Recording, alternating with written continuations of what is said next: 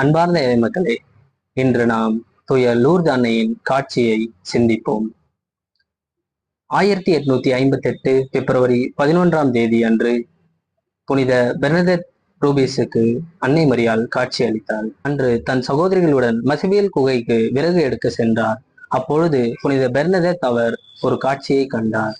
அங்கு மரியாள் மலையின் மேல் வெண்ணிற ஆடையும் நீல நிற கச்சையுடன் நின்று கொண்டிருந்ததை கண்டார்.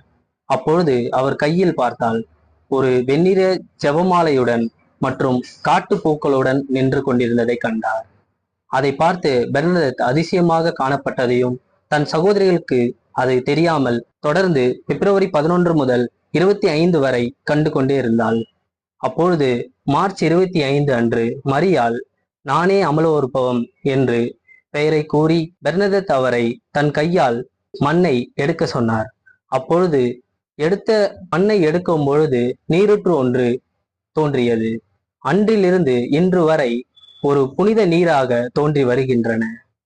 அப்பொழுது மரியாள் சொன்னது, பெர்னதெத் அவரிடம் ஜெபமாலையுடன் 3 மறை உண்மைகளை சொன்னார். மகிழ்ச்சி, துயரம், மகிமை என 3 கருத்துக்களை கூறியிருக்கிறார்.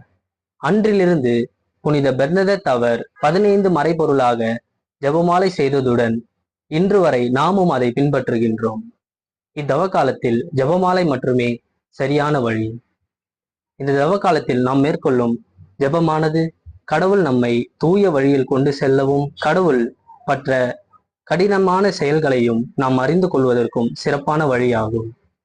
ஜெபமாலையில் வரும் 5 மறைபொருள்களை மட்டுமே நாம் கடைபிடிக்கும் வகையில் இந்த 3ஐயும் மேலும் ஜெபிக்குமாறு எல்லோரையும் கேட்டு என 5 மறைபொருள்களையும் நாம் பின்பற்ற வேண்டும். இத்தவ காலத்தில் மரியாளோடு சேர்ந்து நாம் அனைவரும் ஆண்டவரிடம் தூய வழியில் கொண்டு செல்வோம்.